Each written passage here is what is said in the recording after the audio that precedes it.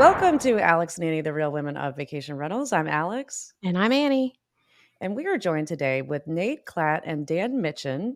And we are super excited to dive into this amazing business that they have built, Homehop, and just excited to have you guys here today. Appreciate you guys having us on. Yeah, looking forward to chatting. We don't have a lot of people on our show that are in like what we would call the STR space, so the smaller operators, not in the traditional vacation rental space. So it's likely that some people don't know who you are, but I feel like you guys are gaining popularity by being on other shows and being present in social media. But why don't you give us a little bit about your backgrounds and how each of you came together to start this business? Yeah, absolutely. So Dan and I, best friends throughout grade school, through high school. So again, it's always fun whenever you get a chance to work with friends. From there, I went off to college, played football at Michigan State, got my CPA license, and really had a career focus in accounting. 3 years of public accounting, 5 years as a director of accounting, and then I currently work for a Y Combinator from the Bay. And one thing I'm actually very excited about is on Tuesday, I put in my notice to officially go full time with Dan into the business. So very exciting time right now for us as we continue to scale this business. Dan and I actually started in 2020 doing flips. Our first home we purchased the first week of February. Great timing. Yeah. So COVID hit. We had a little bit of a fear. Ultimately, we did end up going forward. Had, I think, 12 flips that we did in totality. Definitely made some money. Definitely had some growing pains, but ultimately just didn't feel like it was a scalable business model for us. Kind of fell into short-term rentals, which Dan will speak to, but kind of fell into short-term rentals in 2021 on a deal that we were struggling to sell. We're like, oh, wow, this is actually making us quite a bit of money. This is a cool business venture. And then you really have the ability to put software systems in place to scale a business, which is always our focus from a business aspect. And from there, we've grown to now own 9 between Dan and I. We have a fund that's raised a little over 1.5 million with 6 properties currently purchased and growing. And then we have a property management group that we launched early last year, which currently has 10 listings and again, gaining significant traction. So we're all in and excited for the future that Homehop has. I'll pass over to Dan. Yeah, so I've been in real estate since 2015. I started as an agent, always knowing that I wanted to get into investing in some sort of capacity. I did a little bit of everything. So I was an agent. I also coached agents. I did some apartment syndications. So my first investment deal was a 70 unit.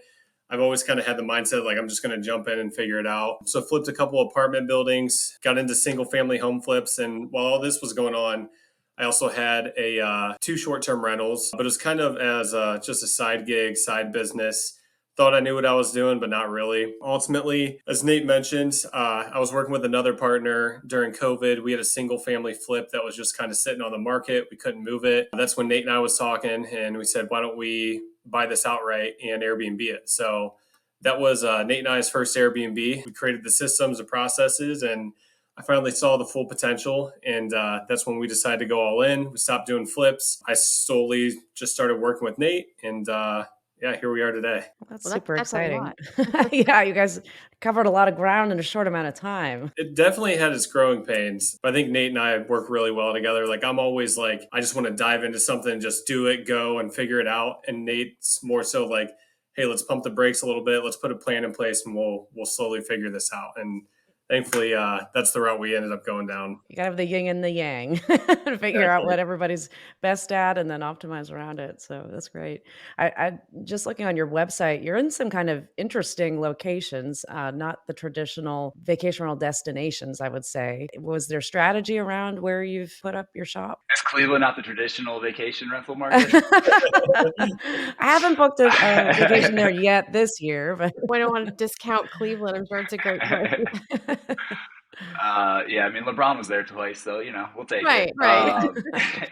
For us, really came to, honestly, and we're fortunate for this, I would say, too, but it's our neck of the woods. It's where we grew up at. It's where we had the most traction. My dad was a new home construction and owns a tile store there, multiple family members that are contractors. Dan was a top performing agent at KW before switching into business. So we really had our roots in Cleveland. But the thing that's just really interesting about the Cleveland market and some of the different Midwest markets, some of the Southern markets that aren't quite as coastal is your cash on cash returns and your return on investment just can be significantly higher. So a lot of people are shocked when we tell them, yeah, we'll buy a home, single family home in Cleveland. It might cost us $225 and we'll grow 60,000 on it on Airbnb. Where Yeah. traditionally you kind of hear those numbers and it's like, well, if I buy something in San Diego where I live at, if I spend Yeah. $2 million, I'm definitely not quite getting that same return. So we kind of felt it from that standpoint, but just love the way the numbers work out in the Midwest region. So just kind of, on that topic, I mean, the cash on cash return, we're talking about this before we went live, that it just seems like a lot of the new STR investors that are coming into this they've caught onto something maybe that the older generation vacation rental investors, you could say, did not, that Airbnb was not around during those times. But it just seems like you're getting a lot more potential out of your investment going into some of these cities where, there's not a whole lot of Airbnbs or short-term rentals, and people just want other alternatives than staying in a hotel. So I like your approach. I think you guys are really smart doing it that way. Do you think you'll continue to look for other more, city-based destinations because of the success you've had? I think what's interesting, and you guys have spoke about this on your podcast before, but it's the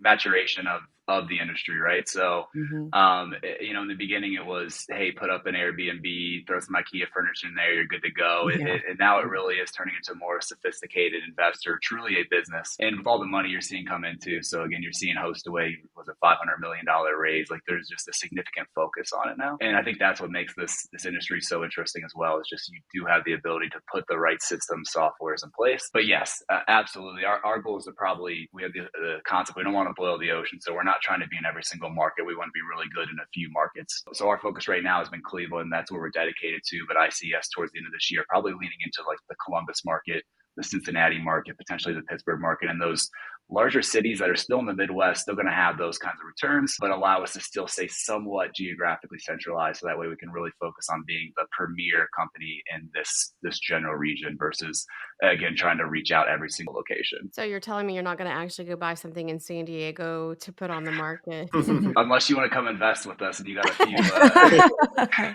Well, definitely come visit. Yeah, I would love to visit. Yeah. So I have a question kind of along those lines of like doing these rentals in cities. So one of the things that came out of COVID, again, blew up the industry. And Alex and I have interviewed a lot of people, and we've been doing this for such a long time that it was kind of all of a sudden everybody noticed us. And I always joke, it's like, well, because all the cool kids were hanging out in short-term rentals. It's like where we've always been. So everybody's in it, everybody's excited about it. It's where people want to invest all their money. And so the urban markets became kind of this new hot spot for people to visit over traditional vacation destinations.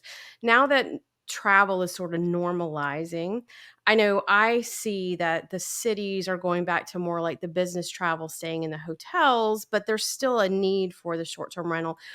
What are you guys looking at to forecast for the future to say, like, this is a city that we want to go into? Are you looking just at the real estate value of it, or are you looking at travel trends as well to help you make those decisions? I'd say right now our key is we do use things like key data or price labs in order to be able to understand what the market holds. But going back to the numbers, again, my brain, CPA brain, it always thinks of how is my cash on cash going to look? Again, I need to factor in my appreciation. We don't want to be strictly focused on cash. How does that appreciation impact look? That's where Columbus is really appealing. They have a lot of investment coming into the city. You have the capital there. You have a lot of just growth there. Cleveland in its own right now, they have a program called Reimagine Downtown where they're about to spend, I think it's around $2 billion on the lakefront. So how do they increase the lakefront? How do they make it more vibrant? That inevitably is going to draw a lot of attention, a lot of people coming in, a lot of people, workers coming in that need somewhere to stay. And again, from a cost effective standpoint, if I'm thinking about housing 10 different people in a hotel versus, hey, everyone can split an Airbnb, it's just significantly better. So we are looking at the demands, but it's really more of what do current prices kind of hold? What do our current costs kind of hold? And then from there, we can kind of project out what we think it might look like, but kind of focus as much as anything on that, like that current aspect. We just had Katie Briscoe on our show probably about like a month or so ago, I would say. And she's the CEO of MMGY Global, which that's actually the agency that Cleveland uses as their like agency of record for the destination and for marketing. So I've followed along with the Cleveland story of how they've really rebranded the city. And like you mentioned, I mean, bringing in those different types of travelers and just, sparking that desire to go there. And I would like to go to Cleveland too. I've seen some really good things. So it's working, but The role of a destination marketing organization, whether you're in a tourist area or in a city, that makes a huge impact on what you're able to do in the short-term rental space. If you ever need a spot, we know someone that can have an extra Airbnb or two for you to. So you guys have said several times, and it's always a hot button for us, Airbnb. That you have an Airbnb, that you do an Airbnb, that you have Airbnbs.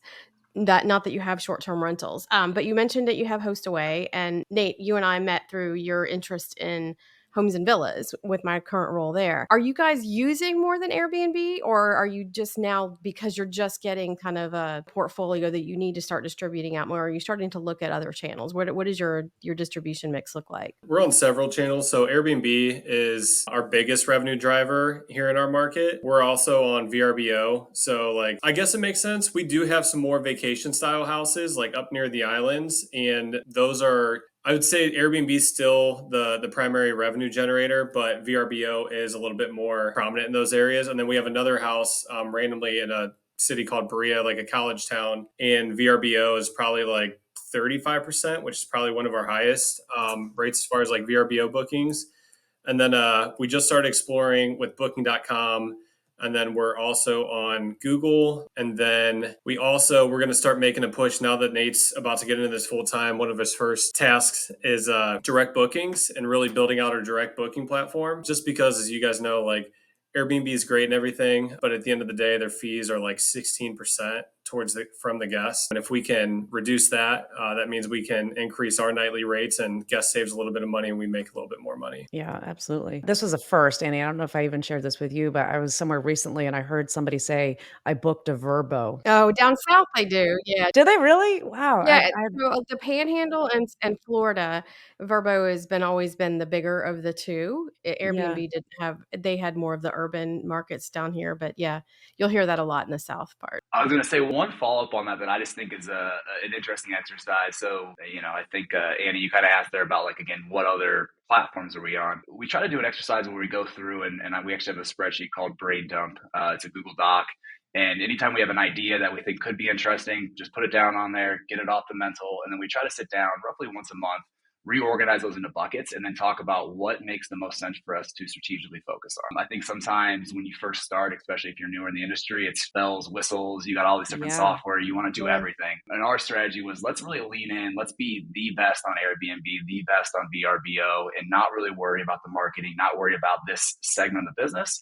But as we scale and grow, now that's when we start to focus on it. And that's again where I reached out about Marriott. That's why we're starting to kind of lean into this direct booking. It's okay, we've reached that inflection point where now it makes sense to start to focus on that. But just something to challenge yourself whenever you are newer in this is get really good at certain things. What are your priorities? And don't try to boil the ocean. Don't try to do everything, because inevitably you're going to do half as well. Yeah. Well, I love that you have a plan. So many people get into this and just see the dollar signs, and they forget that at some point there is that inflection point where you have to make a decision and you can't continue down one path. And so you guys are like music to our ears, saying that you're going to start focusing on your direct booking and your branding, because that's one thing that we see a lot of people get into from the STR side is once they get to a certain scale, they become so beholden to one channel that they don't know how to get away from it. They don't know how to wean themselves off of it, and they haven't diversified enough or even really looked into it. I mean, you guys have a great system, great PMS that you're working with. They have good connectivity, a lot of good options with that, though. So I think that having that brain dump and getting together once a month to kind of revisit what you're doing is super smart, and definitely a lot of people could learn from that. Yeah, absolutely. Do you get a lot of repeat guests in the areas that you're in? I think it's property dependent. And that's actually something that we're working on as well. Once Nate gets into this full time, is really collecting that data and guest information through things like StayFi, and then just, creating those sorts of campaigns. Overall though, no, we don't get a ton of repeat guests. It's maybe 5%. That might even be being a bit generous, but, overall, just because most of our houses are not vacation style houses, the repeat guests are kind of rare. Although we did just have a guest that just popped in my head. She's a pastor locally, and she books with us probably once a quarter and brings her church group, and they do their thing in our house. And Yeah, she's probably our top guest. Is No, that yeah, where yeah, your top guest. we just repeat Number this? one fan.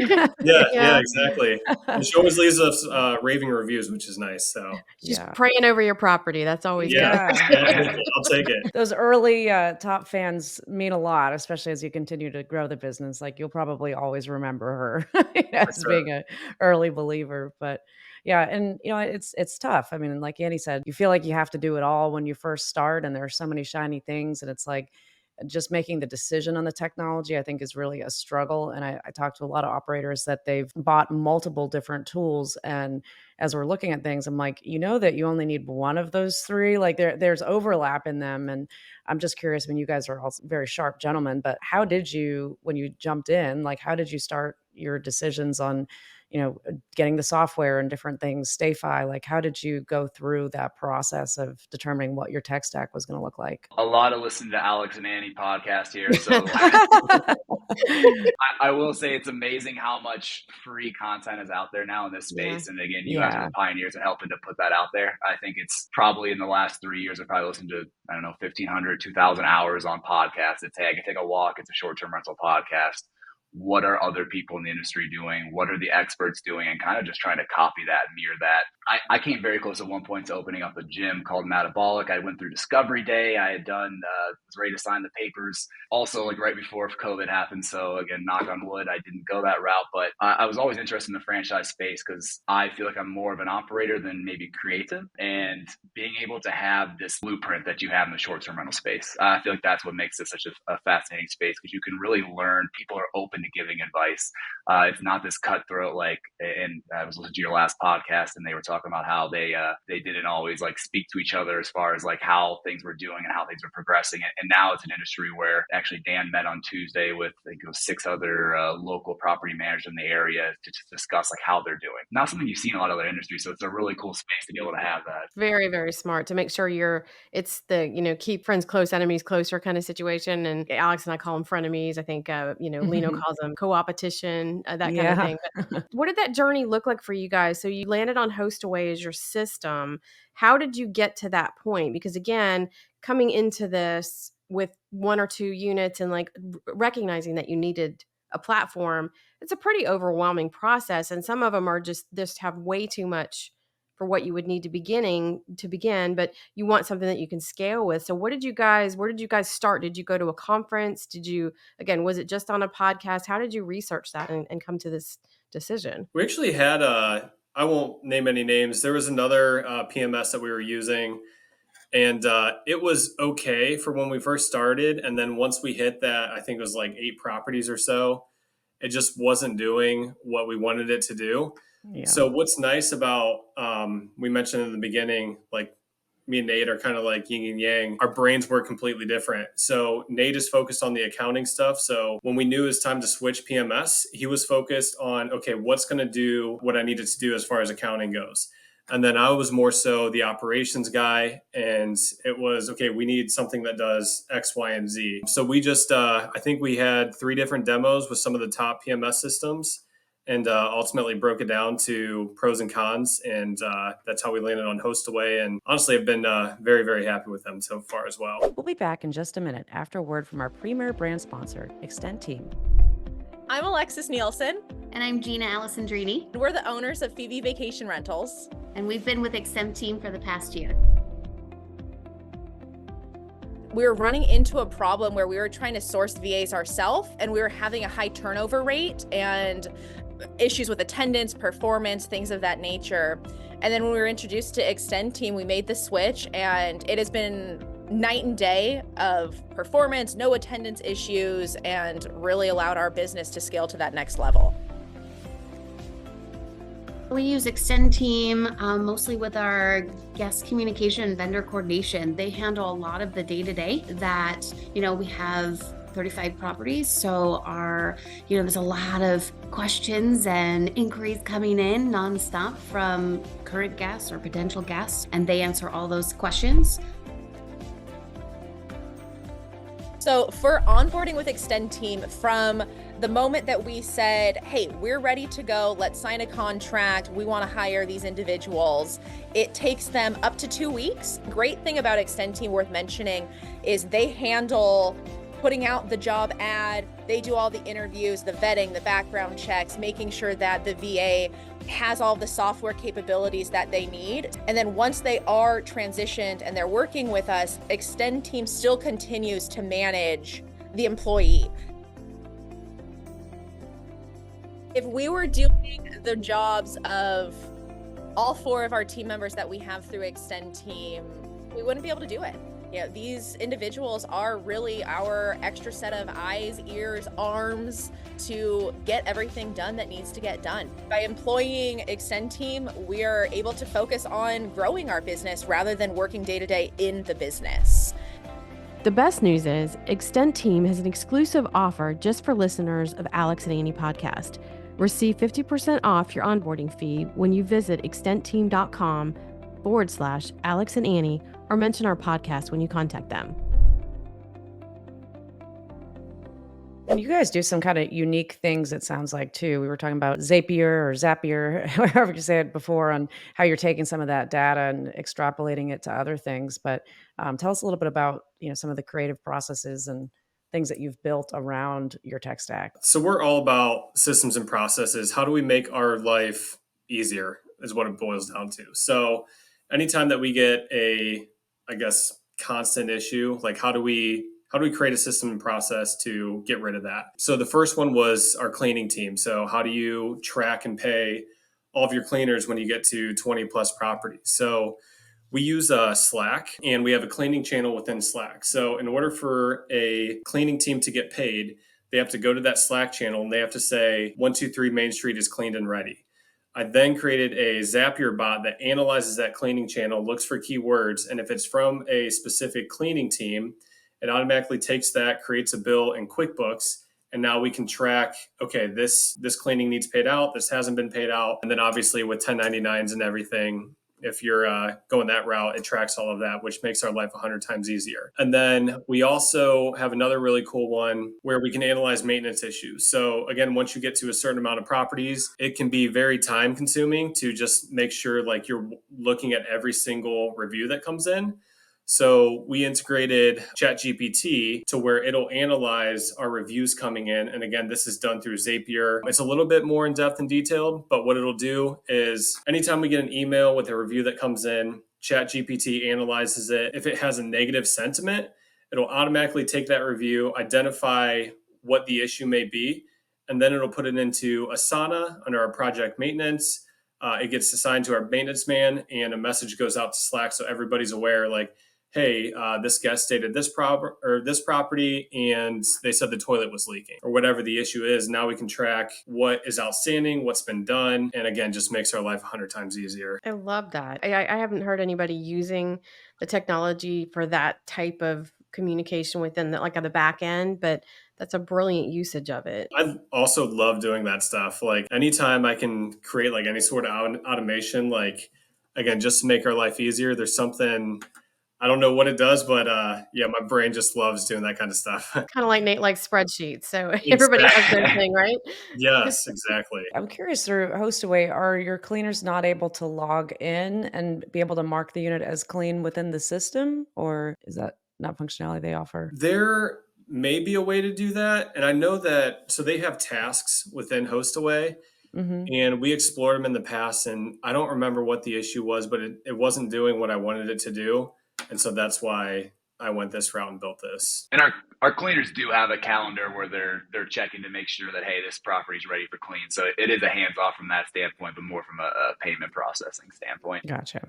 Out of curiosity, are your cleaners, are they just your cleaners, or are they ones that do others in other homes in the market, maybe hotels, that type of thing? We started with having cleaners that also cleaned other units. We do still have some. I would say they stay busiest with us, but most of our cleaning teams do work solely for us. So we have a director of cleaning operations, And then it's her job to bring on other cleaning teams. And she kind of trains them, oversees everything. She lets them know, like, hey, this is how you get paid. This is what you need to do in Slack. This is where you upload your cleaning video. And yeah, a lot of our cleaning teams ultimately work for us directly, although we have a couple that work for some other, like the standard, like home cleanings as well. So day one starts very soon for you since you left the W-2. And what are you going to do on day one?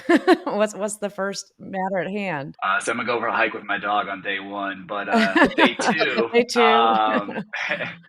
our one of our focuses right now is that direct booking website. How do we start building that out? Even the insurance that goes along with it. It's a different level of insurance needed when you have, Airbnb has their, I think it's $5 million, and Vrbo has their, Vrbo or VRBO has their $1 million policy. So right now we've been kind of messing around with, like, what do we need to put in place administratively? How do we start to do guest checks? It's something that we've done in the past with Airbnb. So kind of like just all the things that need to go into getting that off the ground. I think the part going back to that last conversation I think is interesting is kind of goes back to like the different inflection points you hit in the business. So for a while, Dan was our interior designer, him and his wife, and did a great job, but not the best use of his time. And now we have a full-time interior designer that works with us. She designs all the properties that we bring on. If there's anything needed, she helps to structure, bring on new, we need a refresh.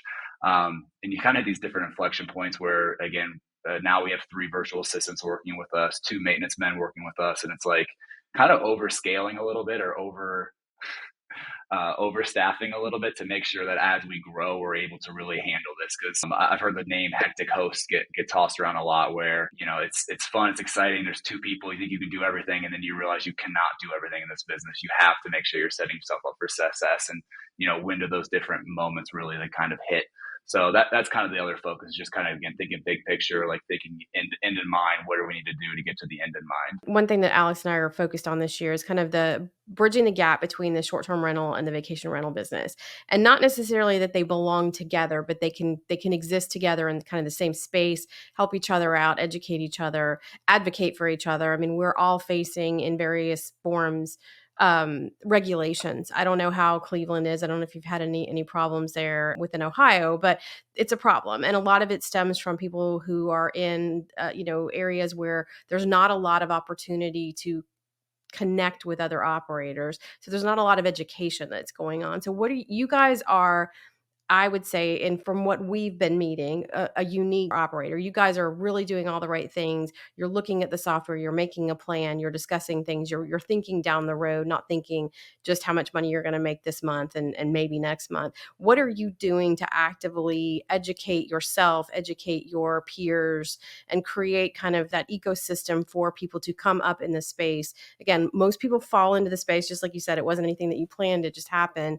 But once you get there, you've got to be able to go find out what to do and how to do it. I was actually sitting around a bonfire on the beach last night having this exact conversation with another one of our partners that help with our fund. It was really around this idea of to this point, we have not done any of we are in a mastermind for short-term rentals. So we do meet once a week through a mastermind for short-term rentals, just so we can at least kind of be around other players in the space. And again, we'll try to connect with people in Cleveland. But to this point, we haven't done any of the events. So going to like the STR WealthCon or some of these other like events that are going on. So that's actually one of the focuses for us this year as well. We have a goal to go to 3 different events this year together, which up until now just was kind of precluded with having the W-2 job. Wasn't as easy to quite get away, but admittedly something that we're still kind of wet behind the ears on, but really want to lean into is this education space and this networking space. And you're also helping to fill one of my goals is to do 3 podcasts this year. So this is one of 3 this year. So it's how do we start putting ourselves out there and really learn from the best? What's the end goal in mind? I mean, how many properties would you have an ideal world? I think with the Cleveland market, I'd love to see us hit high 100s to 200 units. But, right now our focus is property management and then our fund. So at the end of the day, I would love to see us really lean into equity in these properties as well. We use property management really as kind of fuel for the fire to be able to have the cash flow, to be able to hire the team, to be able to scale the business. But how do you ultimately have equity and kind of have that growth? And part of that too goes back to, and this is where like I'm super stoked right now because my dad was an entrepreneur growing up, never missed a sports game. My goal here, I'm recently married, at some point have kids here soon. Like my goal is to be able to never miss a sports game, to be able to be there, be that father figure you want to be for your family. So the opportunities that this lends itself is thrilling. You guys are just firing on all cylinders. Yeah. It sounds like super exciting. It's fun to talk to entrepreneurial people like you guys that have taken that leap and and trusted yourselves and knew that you guys had a good thing between both of you and your skill sets, and you have the ambition and the talent, and great things are just going to continue to happen. It's going to be fun to watch your journey. I'd be curious. There's obviously the difference between the short-term rental and the vacation rental, but where do you guys think like that biggest gap is? And like, is there any like areas where you think like one's lacking versus the other, where like they should really lean into, like maybe short-term rentals should really be leaning into this aspect of vacation rentals? I think it comes down to, I mean, we just had on our podcast this week, it was the OGs of the Panhandle.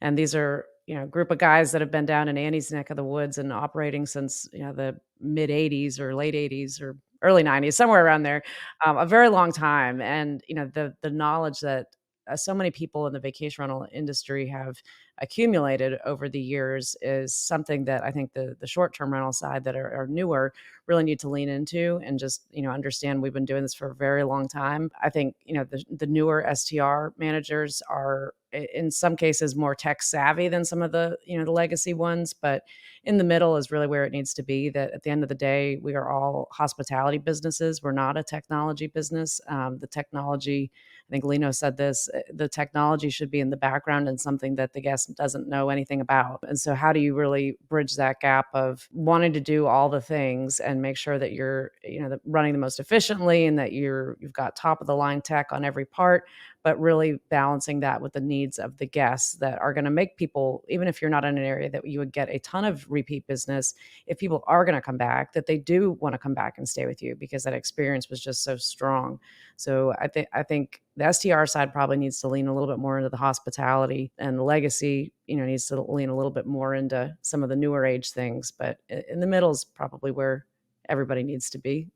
Yeah, I think overall we all need to come together because we're seeing it in a lot of markets where there's a lot of preemptive regulation that's coming into place, and a lot of it is just because people don't know what the business is. There's no definition of it, and unfortunately the definition has become it's an Airbnb. I joked about it earlier, but that's what's happened. So whenever there's something bad, everybody gloms onto that name, and all of a sudden all of us are in this, you're an Airbnb, and Airbnb is bad, and they're not bad, and it's not, and they're just a platform. But unfortunately, whenever you have something bad happens, that's when it gets on social media, it gets blown up, and that's when all of a sudden everybody in a market goes, well, it happened down the road, it could happen to us, so let's just be preemptive and plan ahead and get rid of all this business. But in some markets, I mean, you guys are successful in a market that again was not a market that people were doing rentals in other than long-term rentals. So you've proven that it works out. You're making money at it, you're doing all the right things. But if you're not careful, there's a guy down the road who might be doing rental arbitrage, which is also a crazy part of the business that people do. And they don't think about, again, the quick buck versus running a good business. And if we're not careful and don't come together and unify our voice like the hotel lobby has, we're going to get regulated out of business in some markets. So I think that, along with the leaning into each other's knowledge base, is super important. I was gonna say, I love the reframing of it. Again, I think even you saying this right now kind of gives me pause of like, should I be saying Airbnb versus should I be saying, hey, we are an STR player, an STR space? Like, again, just changing the mindset of, again, when you're speaking to people, because it's easy to say Airbnb to investors because they know what it is, but when it comes to like the general perception of what it really is a hospitality business. It's a short-term rental business. It's not an Airbnb. Correct. So I love that mindset.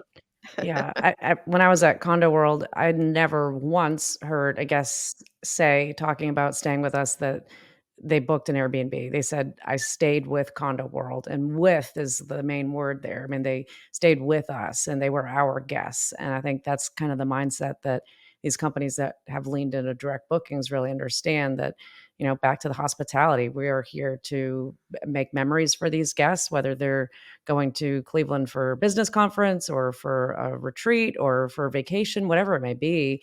You're making memories and you're hopefully making somebody's life better. To reference another great quote from the OGs podcast, Paul Bolford said that when a guest leaves, they either leave with a memory or a folio.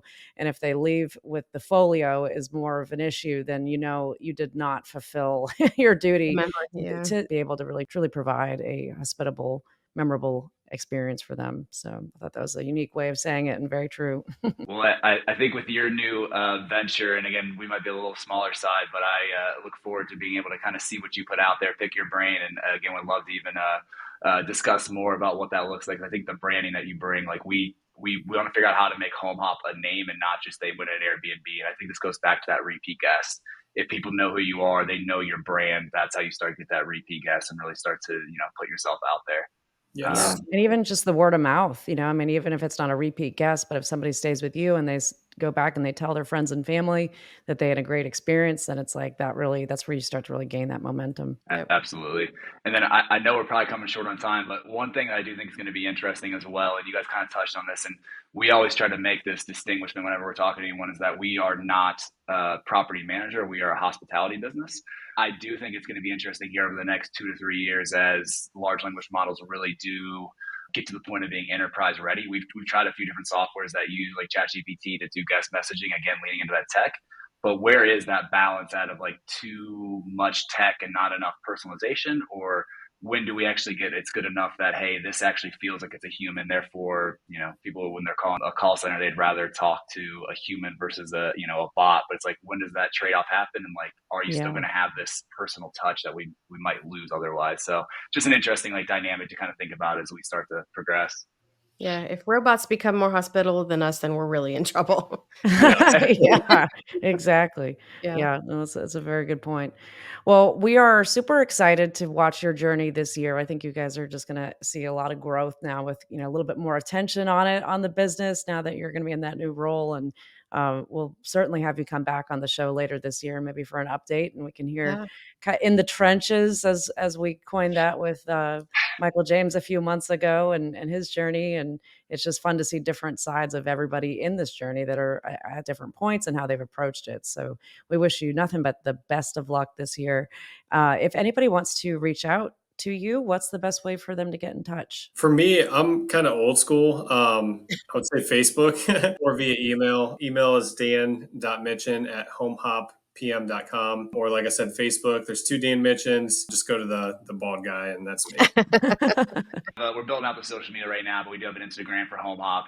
I kind of disowned social media and said I didn't want to go on it, but I'm going to probably start leaning back into it. You can find me on LinkedIn at Nate Klatt, and then same email, nate.klatt@homehoppm.com if anyone is interested. Great. Awesome. Well, if anybody wants to get in touch with Annie and I, you can go to alexandanniepodcast.com. And thank you guys so much. We appreciate you being here today, and we'll talk again soon.